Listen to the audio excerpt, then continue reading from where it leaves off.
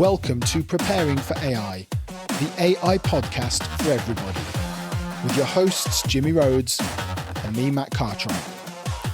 We explore the human and social impacts of AI, looking at the impact on jobs, AI and sustainability, and most importantly, the urgent need for safe development of AI, governance, and alignment. You are beautiful within, you are beautiful without. There's no reason for your mind to be consumed with senseless doubt. There are times we'll remember, there are nights we won't forget. If we value every moment, we will never feel passion. Regret. Welcome to Preparing for AI with me, David Icke. Oh, and me, David Seaman. Oh. I don't know why. No, we're both David. Well, that's how hilarious is that? Yeah. Yeah, anyway. This is the best episode yet of Preparing for AI. This is the one that everyone has been waiting for. Me I think especially. it's fair to say. Yeah. You especially. I mean, you have been basically since about... I predicted it, so... Well, since about November, you've been asking to do this episode to revisit our predictions.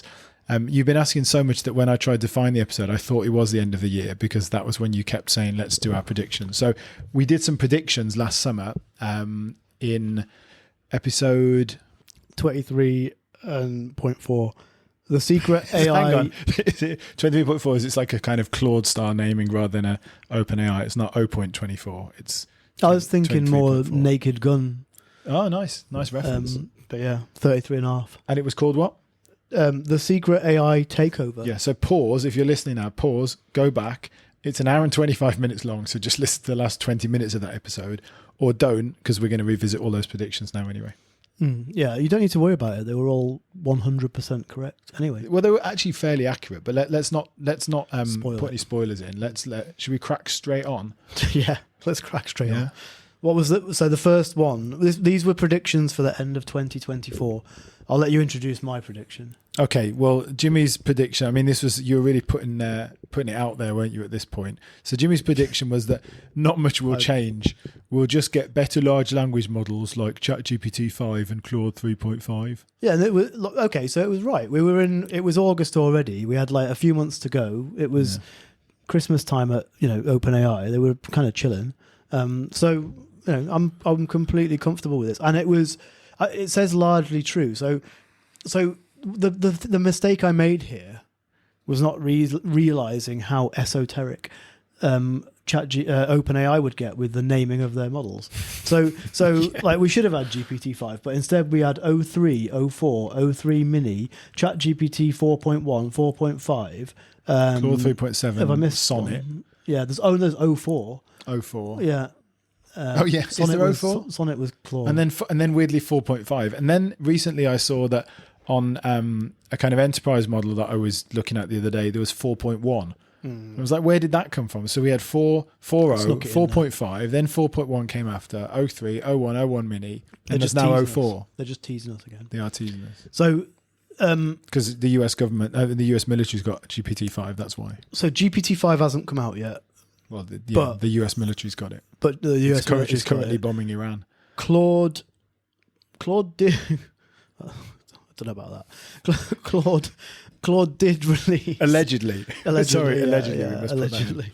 It's not involved at all. Donald Trump is actually, what's it called? GPT-5. We should point out here that this is all alleged, and the fact that there is someone who used to be a US three-star general on the board of OpenAI is purely there for advisory reasons. Yeah, I also predicted that Trump would win the election, but it wasn't in here, so I can't count it.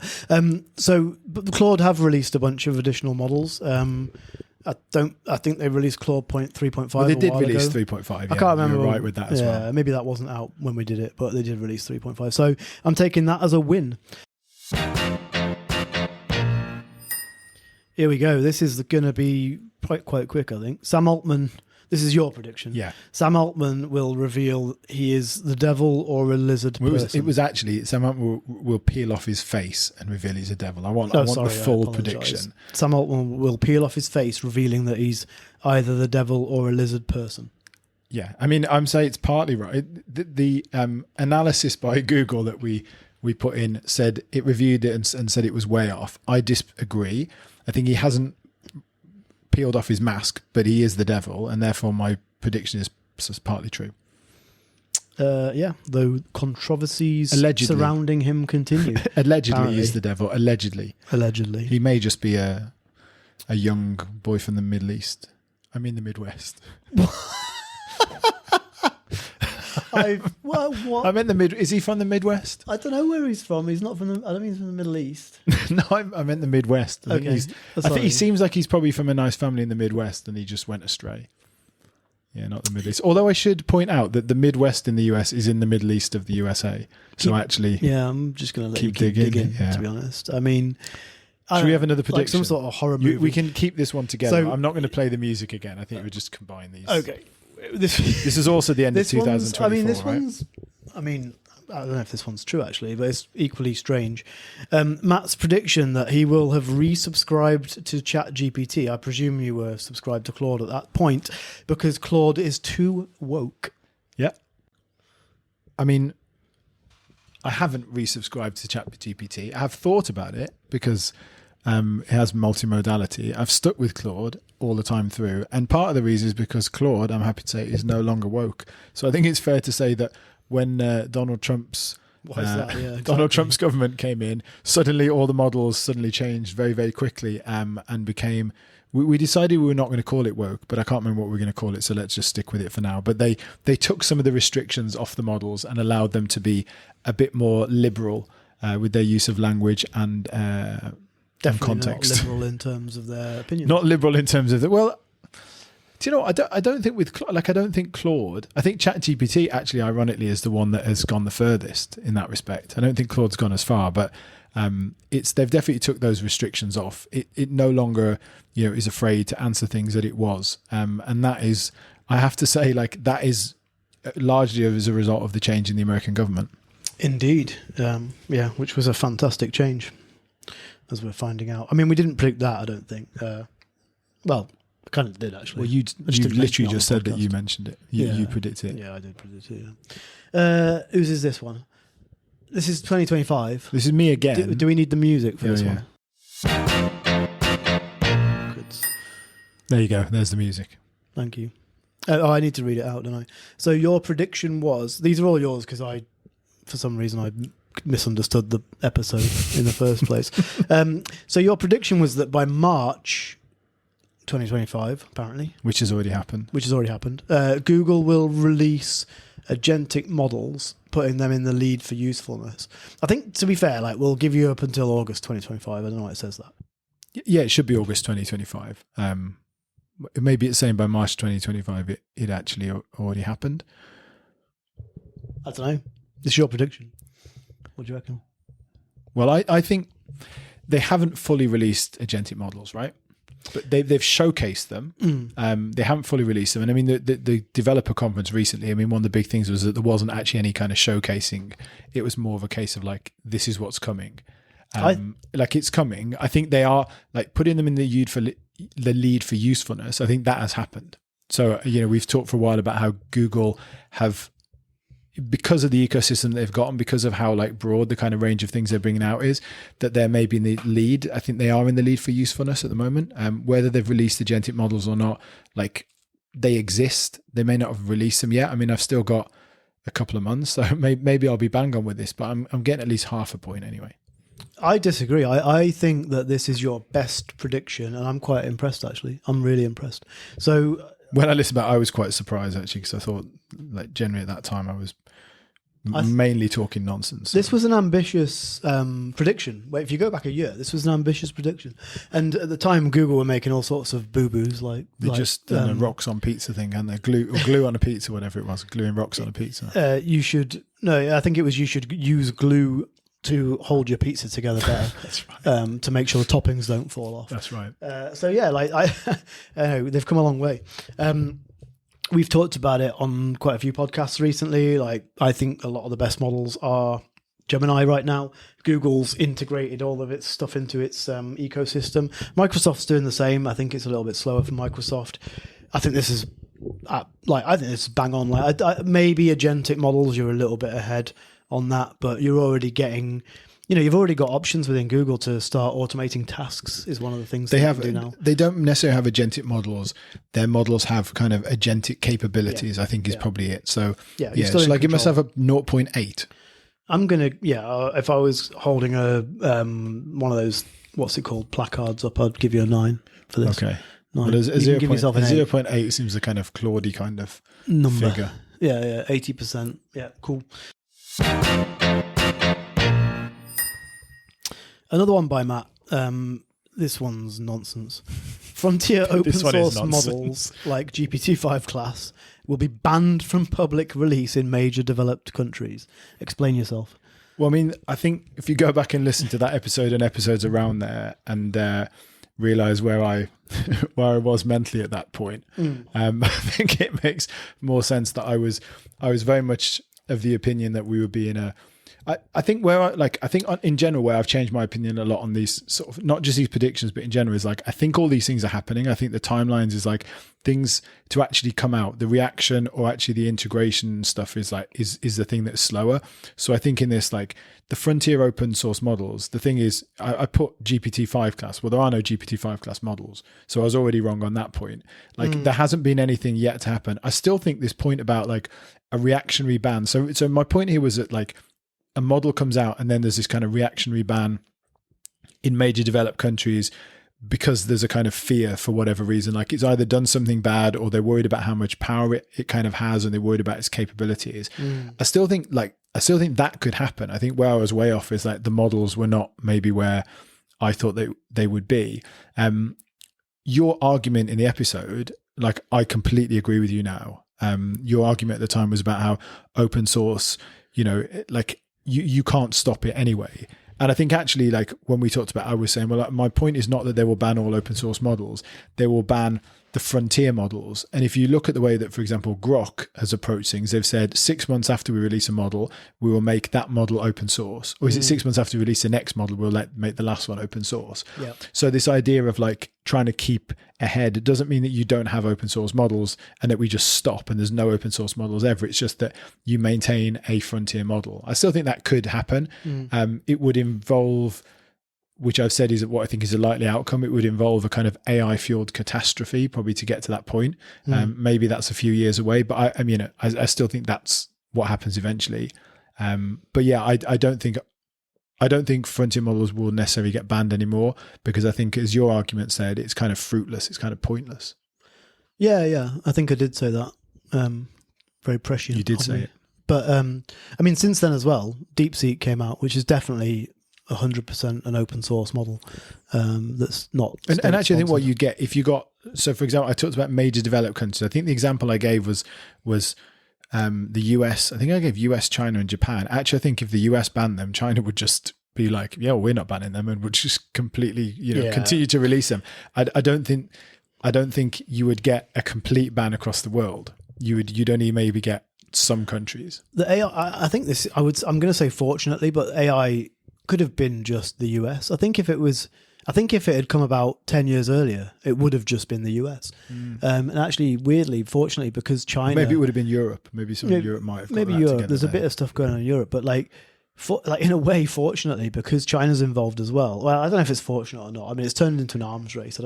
That's not necessarily a good thing. But on the side of kind of like openness and transparency and competition, it's actually kind of been a good thing, I think. I don't know, like I do wonder if like AI was developed in a slightly different era, if it would have just been immediately just like been like, we need to protect this, it's too important, and that didn't happen. So it's quite an interesting one. So there's one more from you, I think, end of... Am I playing music or not? I'm not playing music for this one, right? No. Okay. It's a bit random now that we just play the music when we feel like Well, these are all your predictions. Okay. Why have I got so many? Because you misunderstood the episode and didn't understand what we were doing, I think, in the episode. I don't know how that happened, but it sounds ridiculous. AI will discover at least one more additional antibiotic and allow screening for diseases via photos of the mouth, skin, or eyes. This has come true. Did this come true when you made the prediction? On the episode, I think you tried to claim that it had. It hadn't. So the antibiotic that was discovered... I was just ahead of my time. It does say here in early 2024. So, it had already happened. That's a good prediction. But there was another example. So, like Nostradamus. So you gave you actually gave on one of the episodes. I think it was early this year. Actually, it was one of the monthly roundup episodes. An example of an AI tongue scanning tool. And tongues, like basically, the tongue is something that in Chinese medicine, incredible. Like it is absolutely incredible. You can. I mean, there are apps that can kind of do this, but you can go online and show a doctor, a Chinese medicine doctor, a photo of a tongue, and he can diagnose stuff by the kind of color. And you can look up different pictures different ways. I mean, this is absolutely, I know some people think Chinese medicine is quackery. I personally don't. I'm very much kind of, and very recently sort of very much for Chinese medicine, particularly in kind of diagnostic uses. But this tool is a kind of AI tongue scanner. That is something that has happened in the last 6 months. And I did say allow for screening of diseases via photos of the mouth, eyes and skin. So even if my antibiotic one had already happened, I think I'm going to claim the point here because the AI sort of tongue scanning diagnostic app is definitely something that was developed since my prediction. I'll give you half a point. I wish you'd come up with it because we'd probably be rich by now. Well, you're finally back in the game now, Jimmy. So predictions for the end of 2025. So 6 months away from now, agentic models will be relatively commonplace and genuinely doing a whole person's job. And your example you gave an example of one that you didn't say this is the only one, but you gave an example one that you thought was realistic, which was coding. I think that's happened already. Yeah. So to some level. Yeah. I think that like fully automating, we're still not there yet. But I think I would stand by this. I think if it's not the end of 2025, which we've still got like 6 months, then it would be very, very close to that. So I think that you're probably still going to have supervised, you're still going to have agents being supervised at the end of 2025. I'm not that far out with this, but you're going to have effectively, I mean, like you say, it's basically already happened. I think right now you need to give quite close supervision and you need to be hand holding an AI and making sure it's like not going off the path too much and not making too many mistakes. I absolutely think that by the end of 2025, you are going to have effectively as much as agentic coding. I'll go ahead and say it. I think you're going to have agents. So to be more specific, actually, I think you're going to have agents that you can leave for, at the moment, you can leave them for about 20, 30 minutes at a time. Mm-hmm. I think by the end of 2025, you're going to have agentic coders that you can leave for about an hour to 2 hours at a time. So we should say, when you're talking about you can leave them for that long, you're not saying that after half an hour they'll stop and they won't be able to work. What you're saying is it will need humans to come in and check, because you could leave it running for 10 years without stopping, but it would just get itself. Your point is that you need someone to go in, check that it's doing the right thing, maybe tweak it, get it to go back and go over things again. That's the point here, is you're talking about unsupervised time rather than just that it can only run for that long.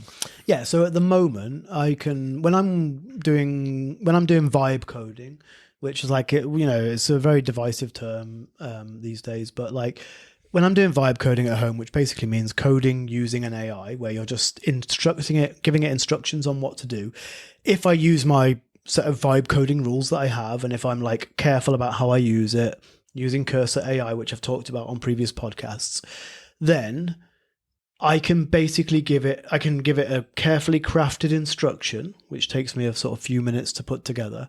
And then I can leave it for maybe 15, maybe 20, maybe 30 minutes to go off and just do whatever it needs to do. And I can like comfortably right now go off and cook some dinner, like go out for a little bit and come back, go to the bathroom, whatever it is.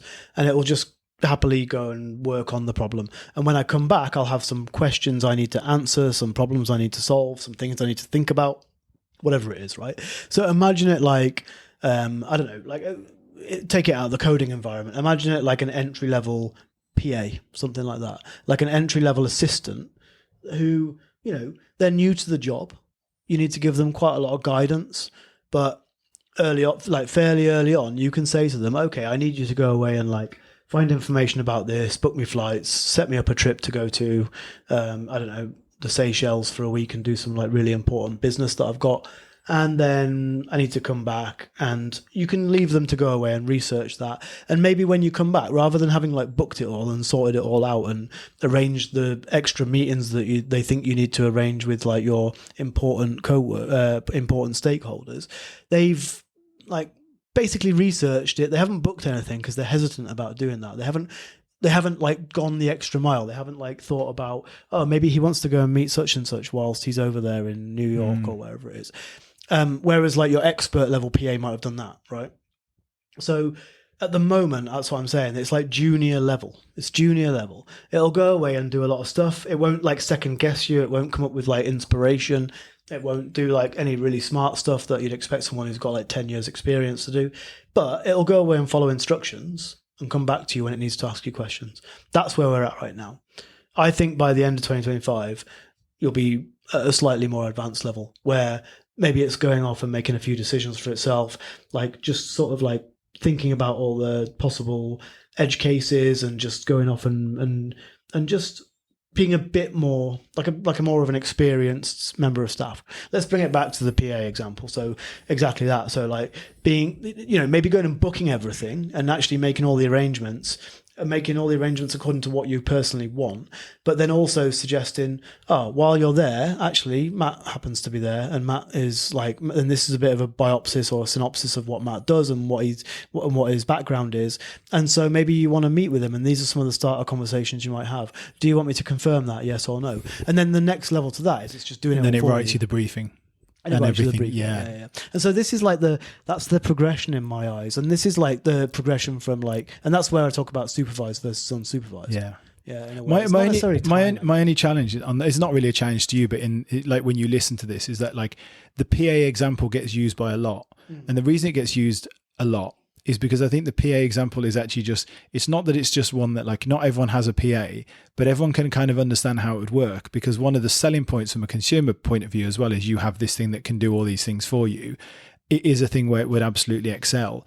Like that doesn't necessarily mean that it will be as easy to replicate in other roles. Now, that's not to say that the PA job is not like a difficult job. It's like a PA job. People who are really good PAs are incredibly, that talent and that skill level, and building that kind of relationship with the individual. But it is a job that AI is very well placed to kind of replicate, right? Because accessing all those things, the way that you're getting to know someone over time, they're all things that AI is very good at doing. So it's not a challenge to your prediction, but it's just, I think when we use that example, it can kind of seem like, you can really kind of visualize how AI will replace everything. I'm not trying to give people kind of copium here, but I'm just saying I do think that is a good example, but it's a sort of relatively easy to replicate example. Yeah. Okay. So can I suggest a different one? So right. So like just one more example. I said no. Huh? I said no. No.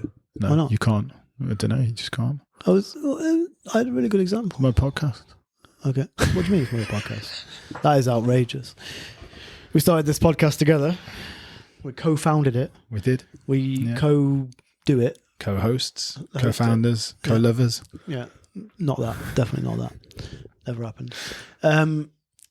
So discovery. One of the things we talked about ages ago on the podcast was discoveries. Discoveries happen now. Like, and I don't think it's replaced junior like lawyers, like people who are going into that industry, because now they're just using AI and they're like amplified. Yeah. And to be honest, they're industries where like everyone works long hours anyway, so it probably just means that people can either get more done, or go home reasonably on time, maybe they just take on more cases. Like there's tons of that kind of work going around, right? But right now, I presume the way it works is you're basically very much instructing the AI. Like you don't really trust it. You're like, go and find me this information. Then you're double checking it and you're triple checking it and all the rest of it. How long is it going to be before you can trust an AI to go off and do some of the casework for you and actually like come up with like suggestions as to pieces of law that you could bring into the argument that you're making and things like this? Like, I don't know much about law, but I feel like those are the kinds of things where once you start to trust it a little bit more, once it's hallucinating less, and once it can be trusted to go and, get on with the job a little bit more and be able to like trust it with the facts, these are the kinds of things that I think agentic AI are going to be able to do more and more and more. And that's exactly what agentic AI means to me. Is like AI that you can trust to go off and do something and come back and maybe use a bunch of tools, like connect to a bunch of tools that it's got available to it, like web search, like document search, whatever else it is. And to be able to compile, like maybe compile a document in a specific format, all the rest of it. That's what agentic AI is. And this stuff is creeping in already. Copilot is starting to be able to do this. All of the AIs that we use day to day are starting to be able to do this. OpenAI has had deep research for a while, which actually, when we made these predictions, wasn't a thing. Deep research is a classic example. Like deep research, you go and talk to it, you go and ask it a question. It gives you a bunch of prompts back, it challenges you. And then once you press go, it's like, okay, you can go and do something else now. I'll come back in half an hour and I'll let you know when it's ready. That's agentic AI. I was just about to say the same thing to me. Is last night actually I was using the research feature on Claude, and I closed it down and put my music on and went and took a shower and had my phone with it running, and I was having a shower, and then I looked at the end of it and it was like, yeah, it's finished. It's put it in an artifact for me, and I was like, isn't that agentic AI? And it is. Like it's not agentic AI that can do everything. It's not agentic AI that it can go in, on your computer, it can go into every program, open it, but it's agentic. Yeah, absolutely. Yeah. And so hang on, in that case, agentic's already here. So can I have my 1 point for the Google example then? It was my example, I think. No, I mean, the other one. When I said Google, agentic AI will be here and they'll be ahead. So agentic AI is here. I thought I said that was the best prediction ever. It is, but you still only gave me 0. No, you gave me 0.9. I thought that was quite generous. Anyway. Yeah. Sorry, I'll give you 1. That's right. I'll round it up. Because so far you're beating me.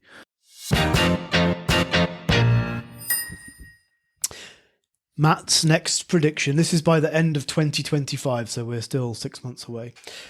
Text to video apps like Sora will still be a disappointment and a novelty, lagging behind more practical uses of AI. This is by the end of 2025, by the way.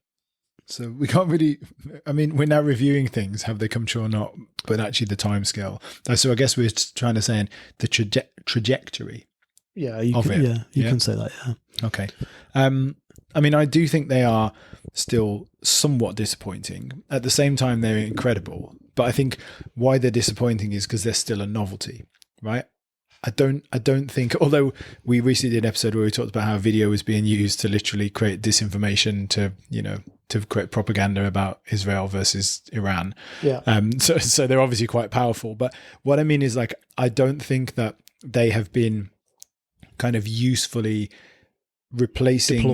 usefully deployed to make something better. Like at the moment, if you watch an AI created piece of video, it's not better. It's not adding anything to something that was created by a human at the moment. Whether by the end of 2025 it will. I talked about text to video apps particularly, but I think for me more like the point where I think it is coming true is that practical uses of AI are becoming the focus rather than novelty uses. So that, I'm not asking for a 4 point on this, but I actually think whether text to video apps are going to be disappointing or not by the end of this year, I do think that novelty stuff, I do think that like when we did this was what all the buzz was about. Now it's about agentic use of AI. It is now about practical uses and about making it actually relevant. The excitement is not around the novelty uses anymore. And where we were when we did that episode was all about kind of novelty. Suno was new, Sora was kind of non-existent. People are still going on about kind of image generation and, oh wow, look, you can now use your face and etc. etc. Now it's about enterprise. Now it's about agentic tools. So I think, and I don't know whether it'll be by a mainstream company. I genuinely think that by the end of 2025, and this is a new prediction, that we will see the first completely AI-generated advert. You said this is a new prediction. I thought, because you haven't listened to all of the previous episode, what you were going to say, I thought was what you said in the last one, because on the predictions, you did predict that by the end of 2025, there would be the first AI special effects generated film. So I'm going to retract that. Okay. Well, I can't retract it. I've already said it. But I would take a step back from that. I think you can retract. You can just create a video with you not saying it and claim that you never said it. So The whole a feature film. Did I say that? You said the special effect. You didn't say that it would create the whole feature film. You said that they would use all the special effects would be created using AI. So I'm going to refine that. I think you will see films where some of the special effects have been created by AI. That's definitely true. Oh, okay. Yeah. Well, okay. I win that one then. I think. Oh, that's a new prediction. But your new one. Sorry, your new prediction is adverts. My new prediction is there will be a full-length advert that is created by AI, and I don't mean like the Coca-Cola Jimmy, one. Jimmy. No. This happened this week. Last week, sorry. Did it? Yeah. All right. This happened last week. So we haven't just paused the podcast and gone away for 20 minutes and tried to find whether what I said was true. I, of course, had already lined this up for the podcast. So I'm going to play you, Jimmy. Hang on a minute. Are we about to start doing React content on a video on a podcast? That might be a world's first. Okay, well, I promise this is not going to be the future of our podcast, but let's play. So there was an advert. I did see this in the news. It was made for $2,000. Kalshi, which I think is an American betting firm, so they unveiled this advert at the NBA finals. Now you're only going to get to hear it. You can't see it because we don't do video because we haven't presented ourselves well enough. But let me just play it. You can watch it, Jimmy, and see your prediction come true. Indiana gonna win, baby! We're in Florida asking people what they put their money on! I'm all in on OKC! Indiana got that dog in them. Will egg prices go up this month? I think we'll hit $20. How many hurricanes do you think we'll have this year?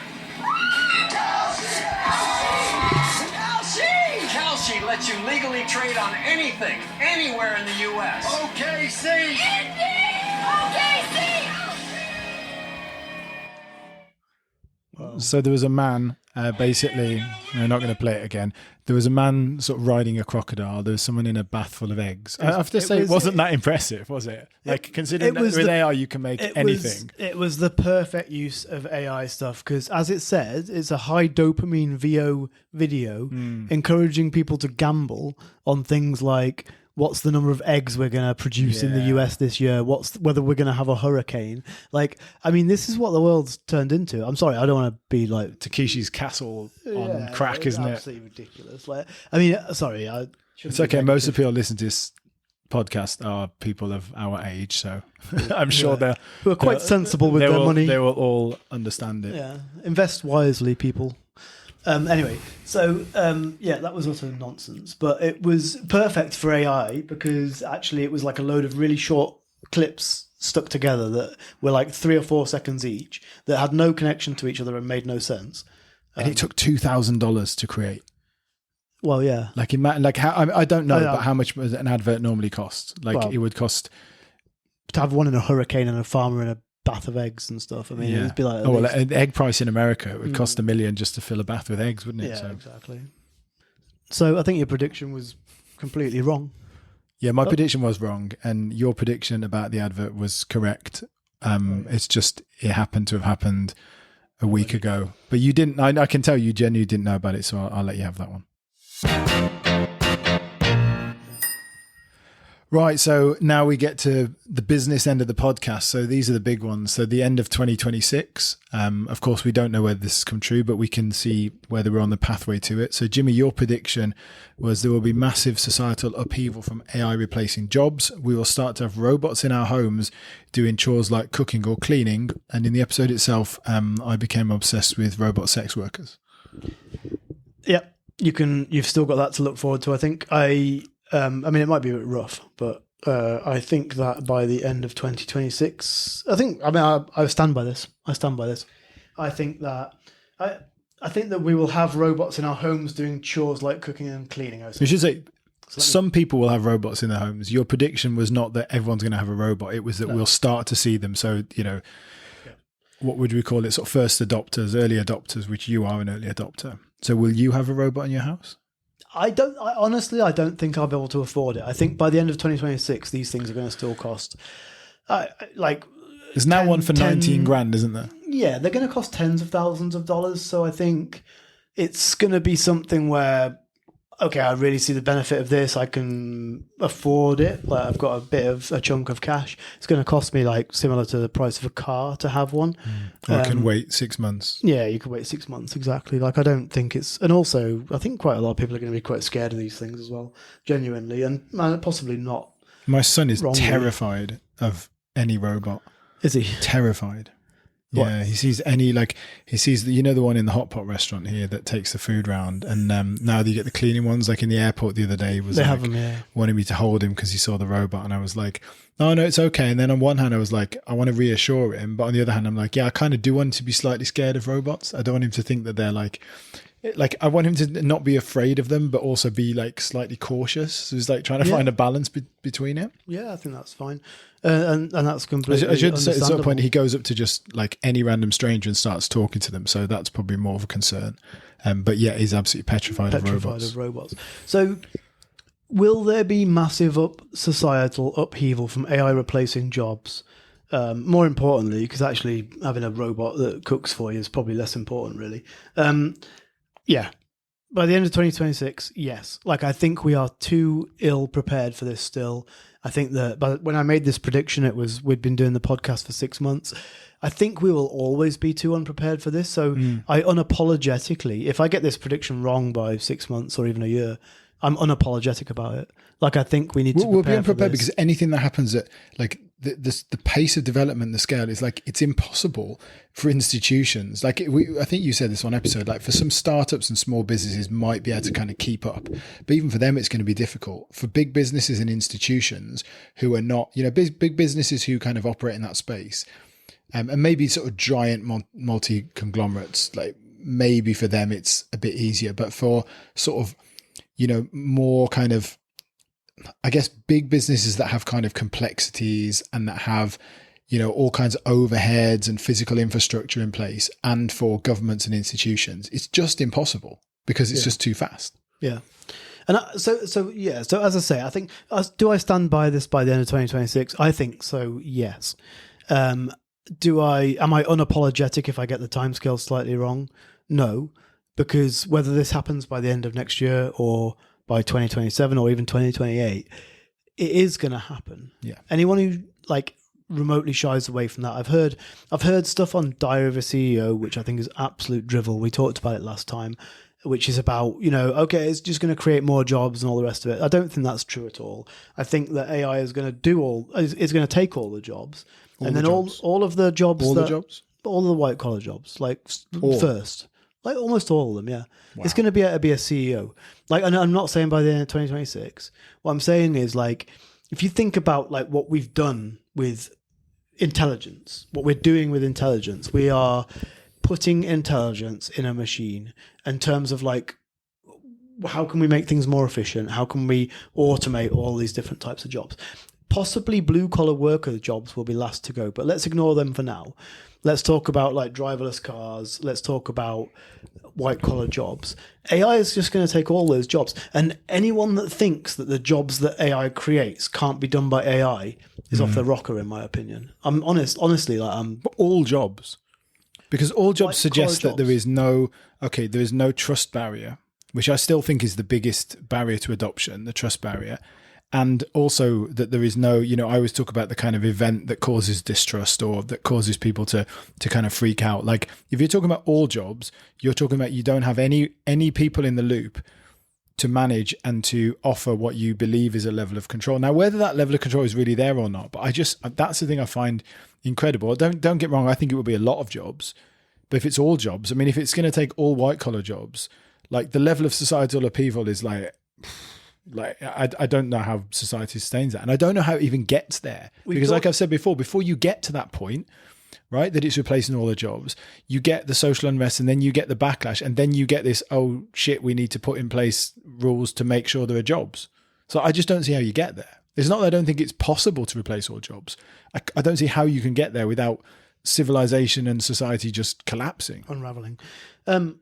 Which leads nicely onto my next yeah, prediction. So okay, I mean, maybe I'm being all holds unbarred, what could AI possibly do? But I think it could be that serious. And I think people need to take it more seriously. I'm not saying this because I'm like, I agree. I Yeah. want all jobs to be taken by AI. I'm not saying it Yeah. because I want my job to be taken by AI. I'm saying it because I think this is like, if you talk about what's in scope, that's what's in scope. Yeah. So you're right. Like governments can slow it down. Revolutions, backlash, whatever can slow it down. But what's in scope is all white collar jobs, in my opinion. And if you want to talk about, okay, like, so one of the things we talked about in the past is like a CEO with a company that's just AIs. It's just a CEO and a bunch of AIs. Absolutely. Like, can that happen? Yes. Will the CEO stay in charge? Yes. But the difference between that and a company that's just a load of AIs is like literally nothing. Now, do I think that will actually happen? I'm not sure. But like, if we don't really carefully, cautiously approach this, I think that's the scope of what can happen. I totally agree. So I totally agree with what I said back then. Maybe not by the end of 2026, but cue music. And it wouldn't be the Preparing for AI podcast without devolving into despair towards the end. So Matt's prediction, this is the final one, I think. You've already dragged us in the pit, so I'm not sure mine's much worse, to be honest. Well, this is the outcome, I guess. There will be full-scale mass protests and rioting over AI job displacement, leading to hastily developed government policies by the end of 2026. Okay. I mean, that's kind of what I just talked about, I guess, where I think the hastily developed government policies are what potentially stop us getting to the point that you've just talked about. And I think like this example for me, again, like time-wise, I don't know. Like I say the end of 2026 because that's what we had. Like I think it could be like this prediction could be early, it could be later. I guess it like the guess really is like how quickly will it develop when we get to that point. But I absolutely think the only way that we get policy changes is the Overton window shifting on people caring. And the Overton window shifts on people caring, it then drives that social unrest, it drives protests, it drives riots, etc., etc., etc. And then that leads to the change in government policy. If we don't go through that, like I just don't see a way in which this isn't what happens. Like for me, this is just a matter of timing. Yeah. I think this is how it kind of has to happen. Otherwise, what do you have? You just like kill half the people. I think this is the only other way you get there. Well, we've done lots of stuff on optimism, and I mean, maybe we can revisit that at some point. I don't think that's going to happen in these kind of timescales. I'll be honest. Like I can be as optimistic as I want to be.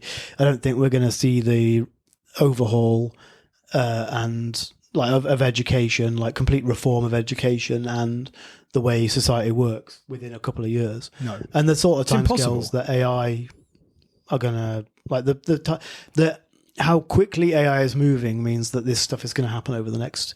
I mean, okay, even if you say 5 years, that's still a relatively short timescale, I think.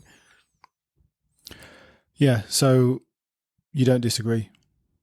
The last two predictions are actually pretty similar, aren't they? Yeah. To be honest, it's the way in which they manifest themselves is slightly different, and it's how people kind of or where the people have a say in it, I guess. Because this brings me back to like my sort of main point now on the way that AI is kind of being managed is it's being done to society, not with society. And the only way that you get to a utopia is if at some point, like it's done with society and it's done for the benefit.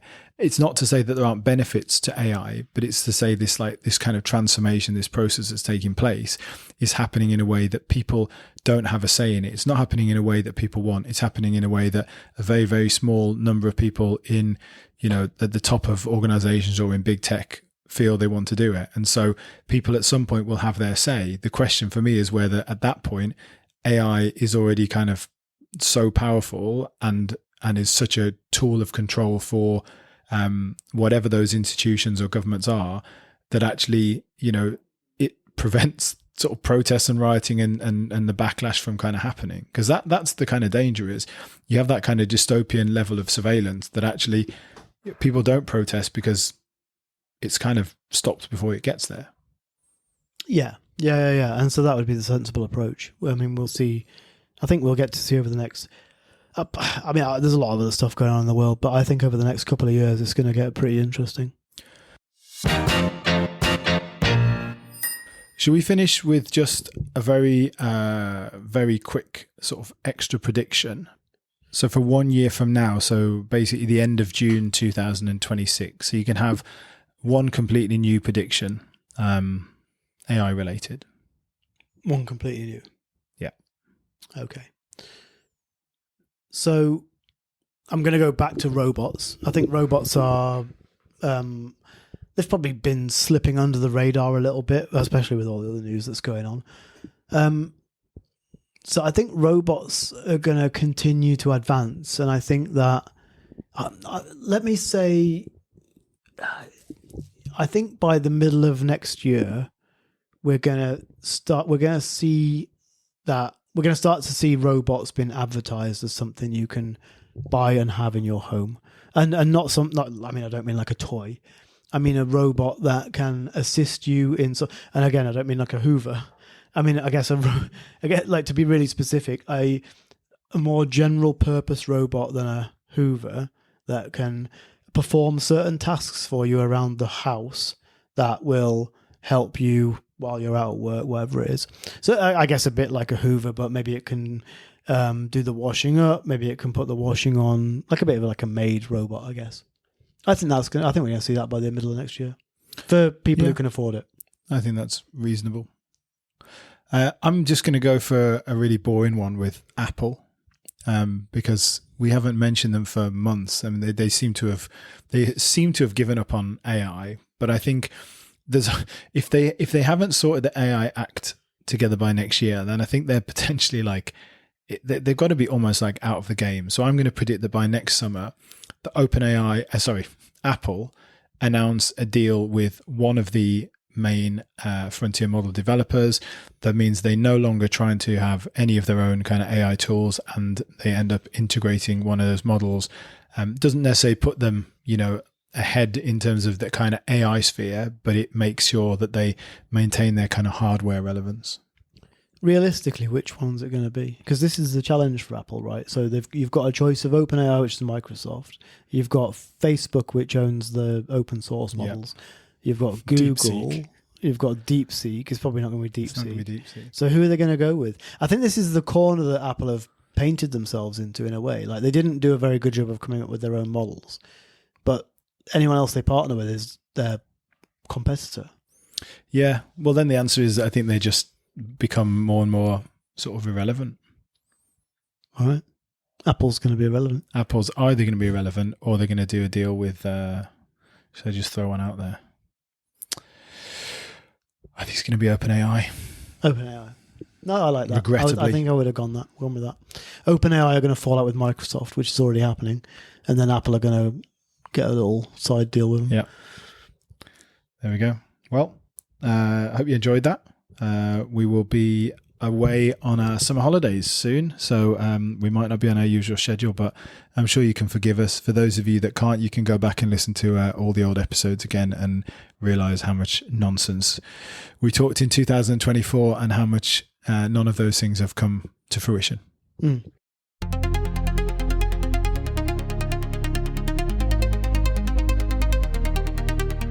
Neural networks dancing in the code.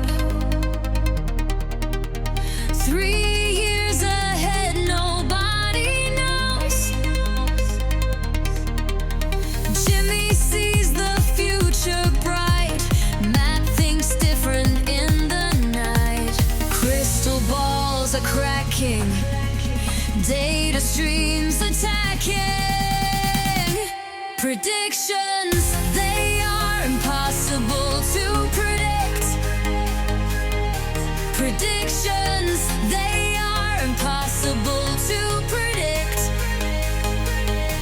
Predictions, they are impossible to predict. But get your freak on with Jimmy and Matt. It's like a meth head's morning hit.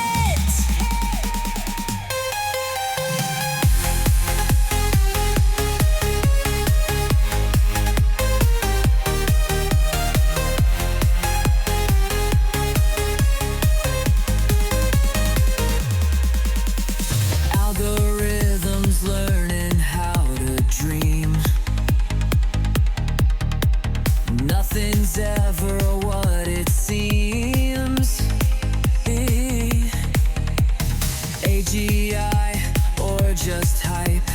Time will tell what's real tonight. Crystal balls are cracking, data streams attacking. Predictions, they are impossible to predict.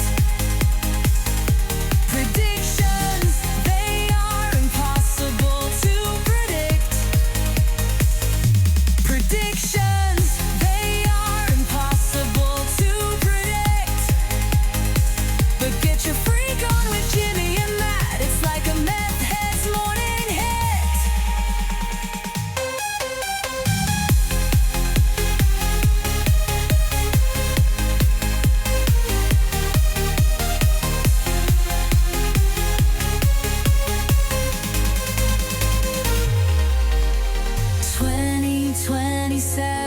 Calling, silicon dreams are falling. Jimmy, Matt, AI. Predictions, they are impossible to predict. Predictions, they are impossible to